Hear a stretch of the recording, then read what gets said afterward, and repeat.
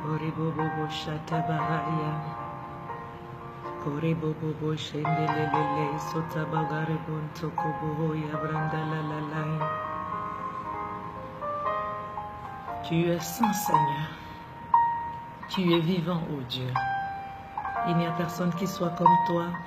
Et nous sommes là, Seigneur, en direct sur Facebook pour parler à ton peuple.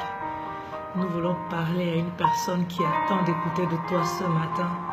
Parce que ta parole déclare que tu parles tantôt d'une manière, tantôt d'une autre. C'est pourquoi nous sommes là ce matin comme des instruments dans tes puissantes mains, Seigneur. Et nous voulons parler à quelqu'un ce matin. Reçois la gloire, Seigneur, dans toutes choses. Reçois la majesté qui t'est due, parce que tu es digne, tu es le roi. Tu es le Seigneur des seigneurs, le maître de l'univers, le Dieu vivant.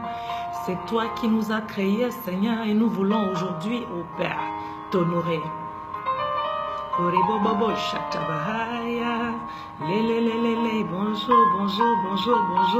bonjour. Bonjour à tous. Je vous salue tous depuis Dubaï. Je vous dis bonjour. Je vous dis un excellent début de semaine. Une semaine bénie, une semaine gracieuse, une semaine remplie de la présence de Dieu. Bonjour. Soyez bénis dans le nom de Jésus. Soyez bénis dans le nom de Jésus. Que le Seigneur fasse luire sur vous sa face. Que cette semaine ne soit pas comme la semaine passée. Que cette semaine ne soit pas comme les semaines précédentes. Mais que cette semaine soit une semaine glorieuse dans la présence de Dieu. Que cette semaine soit une semaine bénie dans la présence de Dieu. Que cette semaine soit une semaine où vous recevez ce que vous attendez du Seigneur. Soyez bénis dans le nom de Jésus. Je prie, Seigneur, oh Dieu, qu'en ce jour, Père éternel, Dieu de gloire, que tu visites quelqu'un dans le nom de Jésus. Je prie, Père éternel, Dieu de gloire, que tu visites une personne, un homme, une femme ce matin au travers de cette vidéo. Et je prie dans le nom de Jésus que la gloire et toute la gloire te reviennent, Seigneur, pendant que tu prends possession, Seigneur, de cette émission et que tu parles à quelqu'un au travers de moi, dans le nom de Jésus. Bien-aimés, soyons tous bénis dans le nom de Jésus. Aujourd'hui, nous voulons continuer dans le cadre de notre émission, le royaume d'abord. Et nous avons commencé à travailler dans les vidéos précédentes par rapport à le royaume d'abord, comment le royaume nous bénéficie, comment le royaume nous profite, comment le royaume de Dieu peut nous profiter dans la vie de tous les jours. Comment le royaume de Dieu n'est pas juste une thèse, une théorie, mais comment le royaume de Dieu peut nous accompagner tous les jours de notre vie et comment nous pouvons voir la grâce, la gloire de Dieu se manifester dans nos vies. Dans le nom de Jésus-Christ. Amen. Donc, nous allons continuer cette émission. Ce matin, je voudrais dire à quelqu'un d'ouvrir sa Bible dans le livre d'Ésaïe 55 au verset 8. Dans le livre d'Ésaïe 55, Ésaïe 55, verset 8. La Bible déclare, car mes pensées ne sont pas vos pensées et vos voix ne sont pas mes voix, dit l'Éternel. Autant les cieux sont élevés de la terre, autant mes voix sont élevées au-dessus de vos voix et mes pensées au-dessus de vos pensées. Bien-aimé, je voudrais dire à quelqu'un que ce matin, en fait, tu dois comprendre une chose, tu dois comprendre que nos pensées ne sont pas les pensées de Dieu. Les voix de Dieu ne sont pas nos voix. Dieu ne pense pas comme nous, Dieu n'agit pas comme nous, Dieu ne réfléchit pas comme nous. Les sentiments qui sont dans son cœur ne sont pas comme les nôtres. Et pourquoi ils ne sont pas comme les nôtres? Ils ne sont pas comme les nôtres depuis le moment où nous avons été corrompus par le péché dans le jardin d'Éden. Quand nous avons été corrompus dans le sein d'Adam, quand Adam a péché, qu'il a chuté, qu'il a été séparé de Dieu, l'humanité tout entière au travers de lui, parce qu'il est le Père de l'humanité. L'humanité tout entière au travers de lui a été séparée. Depuis ce moment-là, mes bien-aimés, les pensées de Dieu ne sont plus nos pensées. Les voix de Dieu ne sont plus nos voix. Sa manière de penser n'est plus notre manière de penser. C'est pourquoi le royaume de Dieu vient. Le royaume de Dieu doit descendre dans nos vies. Le royaume de Dieu doit descendre dans nos cœurs. Le royaume de Dieu, c'est quoi? C'est cette manière de penser, la manière de Dieu. Penser comme Dieu, agir comme Dieu, marcher comme Dieu, vivre comme Dieu. C'est faire descendre le royaume des cieux sur la terre. C'est ça le royaume de Dieu. Bien-aimés, imaginez-vous le royaume des cieux sur la terre. Imaginez-vous un paradis perdu à nouveau dans votre maison, dans votre vie. Un paradis perdu à nouveau vivant en vous. Quand je pense à ça, je pense à je pense à pas de maladie, je pense à pas de pleurs, je pense à pas de cris, je pense à pas de grincement de dents, je pense à la puissance de Dieu active et manifeste. C'est-à-dire que quand nous rencontrons une situation, d'invoquer Dieu et que Dieu agit immédiatement. C'est à ça que je pense. Je pense à la gloire de Dieu. J'imagine toujours la vie de Christ sur terre. J'imagine toujours Jésus-Christ marchant sur terre. Et je me souviens quand j'étais toute petite, quand j'avais dans les 14 ans, 13 ans, peut-être moins, peut-être 12 ans, parce que j'ai donné ma vie au Seigneur à 12 ans, je me disais toujours que pourquoi je ne suis pas née dans le temps de Jésus? Pourquoi je ne suis pas née dans ce temps-là? J'aurais tellement voulu naître dans ce temps-là. Mais il m'a fallu grandir dans la connaissance de Dieu pour comprendre que maintenant le Saint-Esprit est parmi nous. Le Saint-Esprit nous a été donné par Christ pour venir être avec nous. Et c'est pareil, c'est comme si Jésus habitait encore sur la terre. Mais qu'est-ce qui fait la différence, mes bien-aimés? Ce qui fait la différence, c'est toi et moi. C'est la manière à laquelle nous recevons Christ. C'est la manière à laquelle nous recevons le Saint-Esprit. Combien l'ont reçu? La Bible déclare qu'à tous ceux qui l'ont reçu, le plus important, ce n'est pas de le recevoir. Mais le mot grec qui est utilisé, c'est le mot lambano. C'est de le recevoir avec violence. C'est-à-dire mettre la main sur cette vérité qu'on te donne. Quand on te donne une vérité de Dieu, tu mets la main sur cette vérité et tu l'attrapes avec violence. Et tu dis, cette vérité-là, elle va se manifester dans ma vie. Cette vérité-là, elle n'est pas juste écrite. Si le Seigneur l'a dit, lui qui est vérité, lui qui ne ment pas, ça veut dire qu'elle est vraie. Et tu l'attrapes avec violence, bien aimé. Tu l'attrapes avec violence. Tu dis, cette vérité va se manifester dans ma vie. C'est ça, avoir cru. C'est ça qu'il dit à tous ceux qui ont cru, à tous ceux qui l'ont reçu dans le livre de Jean 1,12. À tous ceux qui ont cru, à tous ceux qui ont reçu, il a donné le pouvoir de devenir enfant de Dieu. Bien-aimé, la croyance et la réception de Christ, ce n'est pas par la force. Personne ne viendra te forcer de donner ta vie à Jésus. Personne ne viendra te forcer de vivre la vie de Christ. Personne ne viendra te forcer de marcher dans telle ou telle voie de Dieu. Mais tu dois comprendre que c'est essentiel pour toi. Tu dois comprendre que c'est bénéfique pour toi. Si tu veux que le royaume des cieux, là où Dieu règne, dans toute sa splendeur et dans toute sa gloire, ce royaume qui ressemble à ce petit bout de paradis qui nous avait été donné, qui avait été donné à Adam. Si tu veux que ce royaume vive dans ta maison, si tu veux que ce royaume vive dans ton cœur, si tu veux que ce royaume vive dans ton environnement, il faut que tu reçoives cette parole avec vie, avec violence. Il faut que tu la saisisses et que tu la mettes en pratique. Il faut que tu la saisisses et que tu l'aimes, que tu la tiennes fermement dans ton cœur et que tu dises que je veux voir cette parole agir dans ma vie. Bien aimé, il n'est pas une autre façon de croire. C'est cette manière violente. C'est pourquoi la parole de Dieu déclare que depuis le temps de Jean-Baptiste jusqu'à maintenant, le royaume des cieux est forcé. Pourquoi? Parce que Jean-Baptiste était le dernier prophète de l'Ancien Testament. C'est lui qui a conclu, qui a clos l'Ancien Testament. À partir de Jean-Baptiste, après Jean-Baptiste, à partir du baptême de Jésus, c'est le royaume de Dieu qui est descendu parmi les hommes. Et c'est une nouvelle dispensation, une nouvelle ère. C'est pourquoi c'est forcé maintenant.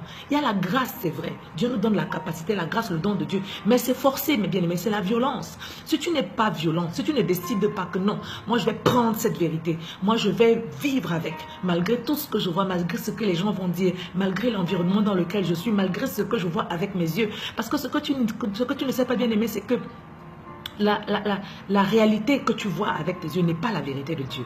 La vérité de Dieu, c'est sa parole. C'est sa parole. Et quand tu saisis la vérité de Dieu et que tu décides que c'est sa parole qui va être ta réalité, bien aimé, il faut une violence. Il faut que tu sois violent. Quand tu es violent avec la parole de Dieu et que tu la grippes, tu l'arrêtes, tu la saisis, quand tu reçois une parole, tu dis, elle est pour moi. Elle va se manifester dans ta vie. Elle va se manifester dans ta vie. La parole dit que si tu la reçois donc de cette manière, lambano, avec violence, si tu la saisis avec promptitude, il te donne le pouvoir. Ce pouvoir, c'est le pouvoir que nous avons traité depuis longtemps, le pouvoir exaucé. C'est ce pouvoir-là qui te fait devenir enfant de Dieu maintenant. Donc c'est pour nous faire comprendre que devenir enfant de Dieu n'est pas, on ne devient pas enfant de Dieu par hasard. On devient enfant de Dieu parce que comme on a reçu la parole qui nous a été prêchée avec violence, on a décidé que nous serons des personnes différentes. On a compris que non, on ne veut plus appartenir au royaume des ténèbres. On ne veut plus appartenir au royaume des enfants de ce monde. On veut appartenir au royaume de Dieu. On a décidé de voir le royaume des cieux manifester dans notre vie. On a décidé de voir la puissance de Dieu active dans dans notre vie. On a décidé, on a compris que notre ancienne mentalité n'était pas la mentalité de Dieu. On a compris que notre façon de prendre les choses n'était pas la façon de prendre les choses de Dieu. On a compris que nos pensées ne plaisaient pas à Dieu et ne c'était pas la pensée de Dieu. Alors on a décidé de changer de vie, de changer de manière de comprendre les choses, de changer de mentalité. On a saisi cette parole avec violence. Alors à cet instant-là, Dieu nous donne ce pouvoir de devenir enfants de Dieu. Nous passons de ténèbres à la lumière. Nous sommes transportés du royaume des ténèbres au royaume de la lumière. Et nous devenons enfants de Dieu. Bien-aimés, c'est une identité qui est capitale. C'est une identité qui est capitale parce que tu ne peux pas monter au ciel, tu ne peux pas entrer dans les cieux si tu n'as pas l'identité de Dieu. Ce ne sont que ceux qui ressemblent à Dieu qui entreront dans le royaume des cieux. Et ça commence ici, sur la terre.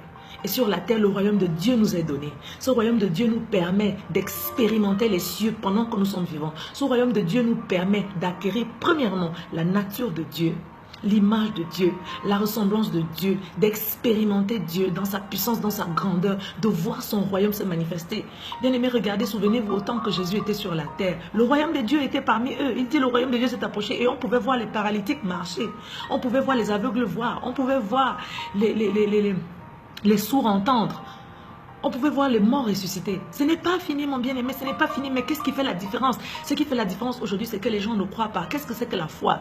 La foi, c'est une ferme assurance des choses qu'on espère. Une ferme assurance. Je vais par exemple prendre un petit exemple. J'ai ce bic-là. J'ai ce bic-là. C'est un bic. Bien sûr, je le vois. D'accord? Je le vois, c'est un bic. Mais qu'est-ce qu'avoir la foi, c'est quoi? Avoir la foi, c'est de savoir. La ferme assurance, la ferme assurance. La ferme assurance, c'est de savoir que ce bic ne sera jamais un bout de papier. La ferme assurance, c'est de savoir que, quels que soient les temps, si je dépose ce bic-là, après 10 ans, ça sera toujours un bic.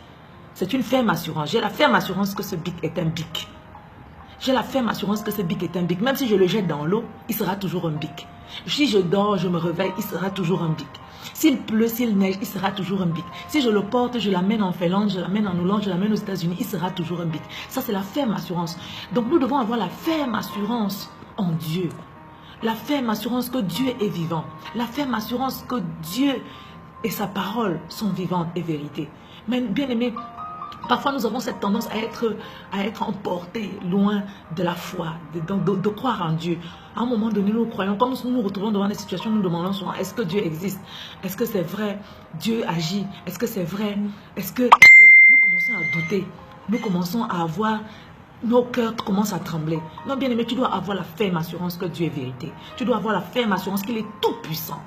Il est tout puissant, mon bien-aimé. C'est-à-dire qu'il n'y a rien qui soit au-dessus de sa force. Il n'y a rien qui soit au-dessus de sa capacité. Il n'y a aucune impossibilité pour lui qui ne soit pas possible.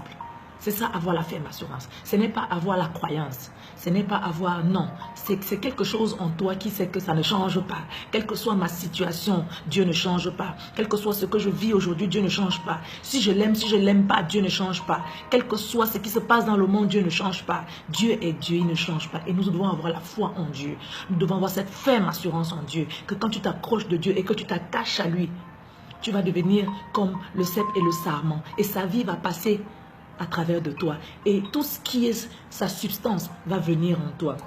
Nous allons continuer cette étude. Il a donné le pouvoir de devenir enfant de Dieu. Bien aimé, enfant que le Seigneur utilise là, le terme enfant, c'est le terme technon. Devient enfant de Dieu toute personne qui vit pleinement selon la dépendance du Père Céleste. On ne devient pas enfant de Dieu pour retourner à son ancienne façon de vivre. On ne devient pas enfant de Dieu pour continuer de faire les choses que nous vivons, que nous faisions avant. Nous devenons enfants de Dieu quand nous acceptons dans cette parole et que nous décidons de vivre pleinement selon la dépendance du Père Céleste. C'est-à-dire que nous obéissons à sa parole, nous marchons selon ses principes dans tout notre désir et dans toute notre volonté. On ne te force pas. Ce n'est pas une affaire qu'on va te forcer. Non, bien aimé, c'est dans le cœur. Dieu voit et Dieu sait. Et la Bible déclare que quand ces choses se passent, quand Dieu voit ton désir ardent de vivre selon sa dépendance, de lui ressembler, de marcher à son image, de marcher selon sa parole, il te donne ce pouvoir-là pour être transformé. Parce que quand tu nais de nouveau, tu reçois l'image de Dieu. Mais maintenant, quand tu commences à marcher pleinement selon sa parole et que tu dépends pleinement de lui, il actionne quelque chose en toi qui fait que tu grandis selon sa ressemblance. Tu commences à lui ressembler, bien-aimé. Alléluia. Et c'est pourquoi la parole déclare que Les fils Tekion sont à l'image et selon la ressemblance de Dieu. La Bible dit que Jésus-Christ était le premier parmi d'autres fils. Il est venu, il était le premier. Donc, il est à l'image et selon la ressemblance de Dieu. Et il est venu mourir pour que nous soyons aussi à l'image et selon la ressemblance de Dieu. Mais c'est l'objectif véritable, d'atteindre la statue parfaite de Christ, c'est-à-dire de ressembler à Dieu à son image et selon sa ressemblance. À son image et selon sa ressemblance. Le premier pas, quand tu acceptes le Seigneur et que tu lui demandes de venir dans ta vie, tu lui demandes de pardonner tes péchés, tu te retournes complètement sur la vie que tu vivais avant et que tu embrasses maintenant cette nouvelle vie qui est la vie de Dieu. Quand tu fais cela de tout ton cœur et toute ta volonté, la puissance de Dieu descend sur toi. Et elle te donne la possibilité de devenir enfant de Dieu. Maintenant, ça ne s'arrête pas là, mes bien-aimés. Ça continue. Il faut que tu continues d'avoir le désir. Il faut que tu continues d'avoir le désir d'obéir à Dieu, d'avoir le désir de marcher selon sa parole, d'avoir le désir de lui être agréable, d'avoir le désir de lire cette parole et de la mettre en pratique. Alors Dieu te relâche. Il relâche encore par sa puissance cette capacité de transformation qui fait que maintenant, tu deviens progressivement à sa ressemblance. Parce que bien aimé, la parole de Dieu déclare qu'en réalité, ceux qui entreront au ciel, ce sont les fils de Dieu. Ce sont les fils de Dieu qui rentreront au ciel. Ceux qui n'ont pas désiré, ceux qui n'ont pas voulu recevoir Christ dans leur vie, qui ont choisi la rébellion de manière volontaire, qui ont choisi de marcher selon le train de ce monde et de marcher selon les désirs de leur propre chair et de marcher selon la volonté du diable, de leur propre chair seront rejetés loin de Dieu. Dieu les enverra dans un lac ardent, dans les temps de feu qui est en réalité la colère de Dieu. Dieu les enverra loin de lui dans sa colère, qui est un feu de tourment qui ne s'éteint pas. Mais ceux qui ont choisi, ceux qui ont décidé, ceux qui ont accepté de vivre la vie de Christ, d'embrasser Christ, de prendre ce risque de changer de vie, parce que c'est un risque, mes bien-aimés, ce n'est pas tellement facile, ce n'est pas tellement facile, c'est un risque de prendre ce risque d'embrasser les choses de Dieu, d'abandonner les choses qu'ils faisaient avant. Alors, ce n'est pas par leur force, mais la puissance de Dieu descend sur eux et les fait devenir enfants de Dieu. La puissance de Dieu descend sur eux et leur donne le pouvoir de ressembler progressivement à Dieu. Donc ce matin, mon bien-aimé, je vais pas aller plus loin. Nous allons continuer dans les autres émissions. J'ai décidé de les faire un peu plus courtes afin que tout le monde ait la possibilité de pouvoir suivre, même s'ils ont des problèmes de connexion, même s'ils n'ont pas beaucoup de mégabytes, mais qu'ils aient la possibilité de pouvoir suivre cette émission. C'est pourquoi j'essaie de les contracter, de les faire plus courtes. Donc, je vais t'inviter ce matin, si tu as écouté ma voix, et si au travers de ma voix, tu as reconnu que le Seigneur te parle, qu'il parle à ton cœur, et que le Seigneur t'aime, parce que bien aimé, le Seigneur t'aime. Il n'est pas un homme sur la terre qui va donner son fils en sacrifice pour toi. Mais la Bible déclare que Dieu a tant aimé le monde qu'il a envoyé son fils unique, afin que quiconque croit ne périsse pas, mais qu'il ait la vie éternelle. Il a donné Jésus-Christ en sacrifice pour nous, pour que nous soyons sauvés. Il a donné Jésus-Christ à la croix. Il lui a fait subir, il a laissé porter ces souffrances atroces qui nous donnaient la justification, qui nous donnaient le salut. Parce qu'il n'y avait pas en réalité d'autre solution pour nous d'être sauvés et d'être rattachés à Dieu. Mais Dieu a donné à son fils, le fils a accepté de venir mourir. Quel grand amour. Alors, bien aimé, si tu cherches de l'amour, si tu cherches une famille, si tu cherches quelqu'un qui va te comprendre, qui va t'aimer, si tu cherches quelqu'un qui va te soutenir, quelqu'un qui va être avec toi, ce n'est pas moi. Bien sûr, parce que je suis humain, je suis faillible, mais Christ est avec toi et il envoie son esprit. Son esprit peut te toucher là où tu es. Si tu es dans la drogue, si tu es dans la prostitution, si tu es désespéré, tu es parti dans un pays et puis là où tu es, tu n'as pas le pouvoir de rentrer, tu n'as pas la capacité de faire quoi que ce soit, tu t'es mis à faire des choses impossibles. Je suis en train de parler à quelqu'un. Le Seigneur ce matin veut te visiter. Tu es dans les drogues, tu as commencé par un joint, aujourd'hui tu te shootes, tu prends des drogues, tu prends de la cocaïne, tu ne sais pas comment t'arrêter, tu n'as pas la force, tu n'as pas la décision, tu n'as pas la capacité. Je veux te dire ce matin que le Seigneur peut t'aider. Le Seigneur peut t'aider par sa puissance. Si seulement tu embrasses cette parole avec violence et que tu crois avec violence que Jésus-Christ est venu mourir pour toi et que lui seul a la capacité de te sauver. Il a la capacité de te sauver. Tu dors, tu te retrouves dans les eaux, tu te retrouves au milieu des serpents, les gens te poursuivent avec les machettes. Chaque nuit, on vient, on se bagarre avec toi, on te tue. Bien-aimé, je voudrais te dire que Jésus-Christ a la capacité de te sauver de la puissance de tous ces esprits qui t'oppressent. Jésus-Christ a la capacité de te donner la paix. Jésus-Christ a la capacité de te donner la vie. Jésus-Christ a la capacité de t'accueillir dans son royaume. Il a la capacité de faire descendre à nouveau le jardin d'Adam et Ève, le paradis dans ta vie, dans ton cœur, dans ton environnement.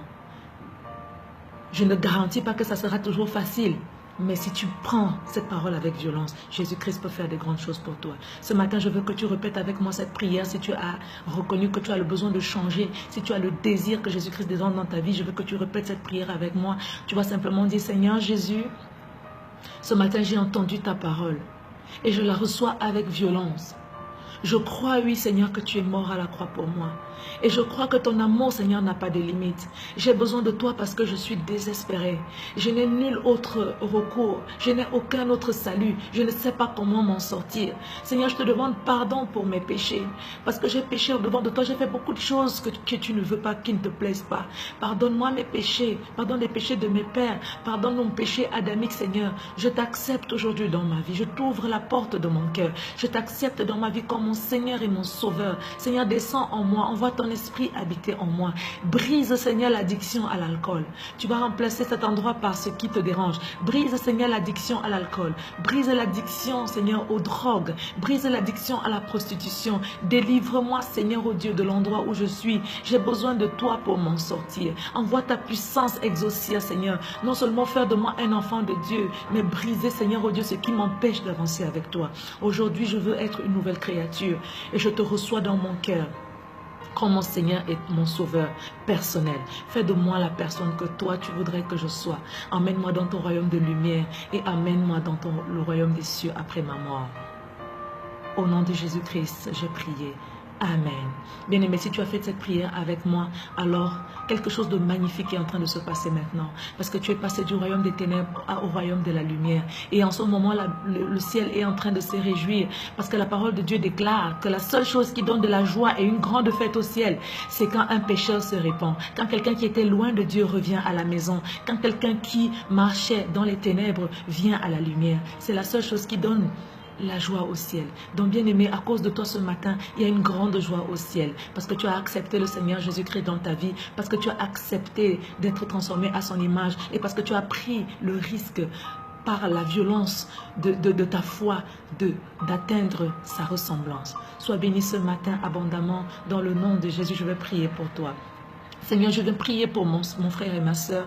Je viens prier pour toute personne qui écoute cette parole. Oh Dieu, c'est toi qui m'as envoyé dans un temps comme celui-ci, annoncer ta parole à tes enfants qui sont dispersés de par le monde. Je veux utiliser le biais de ce moyen de communication, le Facebook, afin de l'atteindre là où il est. Esprit de Dieu, toi qui connais toutes choses, je prie, Seigneur, que tu ailles maintenant là où ils sont. Seigneur, que tu les convaincs de péché, de justice et de jugement, afin qu'ils puissent venir à toi, Seigneur. Que ceux qui ont besoin de toi, Père éternel de gloire, que tu les assistes. Ceux qui sont dans les déserts, Seigneur, je pense à ceux qui sont en Libye. Je pense à ceux qui sont, Seigneur, dans des endroits périlleux. Je pense à ceux qui sont, Seigneur, dans des situations critiques. Je pense à ceux qui sont dans la rue, Seigneur. Je pense à ceux qui n'ont pas à manger, ceux qui n'ont pas à boire. Je pense à ceux qui traversent un moment particulièrement difficile. Je pense aux malades, Seigneur, oh Dieu. Je pense à une femme qui veut accoucher, qui est dans des douleurs depuis longtemps et qui n'arrive pas à accoucher. Oh Dieu, que ta grâce descende sur sa vie. Que ta grâce descende sur leur vie. Dans le nom de Jésus, je pense à quelqu'un qui est tourmenté par des démons et qui n'arrive pas à recevoir la paix. Que ta grâce et ta puissance descendent maintenant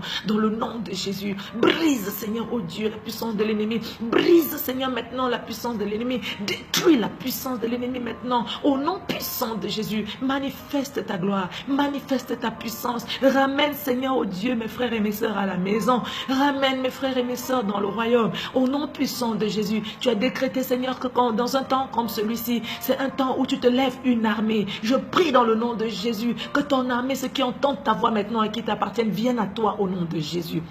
Ta parole déclare que tes brebis reconnaissent ta voix, qu'elles viennent maintenant, tous autant qu'elles sont, Seigneur, oh Dieu, tous autant qu'elles sont, Seigneur, oh Dieu, qu'elles viennent à toi maintenant. Père, je prie dans le nom de Jésus que tu guérisses quelqu'un, que tu visites quelqu'un, que tu délivres quelqu'un, non par ma puissance, mais par la puissance de ton esprit. Ce n'est pas par l'abondance des paroles, ce n'est pas par l'abondance des gestes, ce n'est pas par la multitude des efforts, mais c'est par ton esprit, tu dis, Seigneur.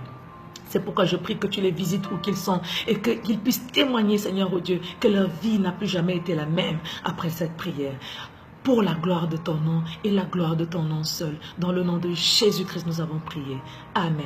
Sois béni, mon frère et ma soeur, toi qui as suivi cette émission jusqu'à la fin. Que le Seigneur te visite abondamment. Au nom de Jésus, j'attends vos témoignages, j'attends vos messages. Je réponds toujours aux messages et aux témoignages. Je réponds toujours, je suis disponible. Vous pouvez me laisser un message inbox si vous ne voulez pas laisser un message sur le mur. Vous pouvez laisser un commentaire. Vous pouvez me demander de vous recontacter, je vous recontacterai. Mon numéro est disponible si vous en avez besoin. Si vous avez besoin de toutes sortes de choses, je suis à votre disposition. Je suis la servante de l'Éternel, Daniel, pour vous servir. Soyez bénis dans le nom de Jésus. Magnifique semaine à vous. Nous nous retrouvons très bientôt pour continuer de parler du royaume de Dieu, comment le royaume nous profite. Soyez tous bénis aujourd'hui dans le nom de Jésus-Christ. Amen.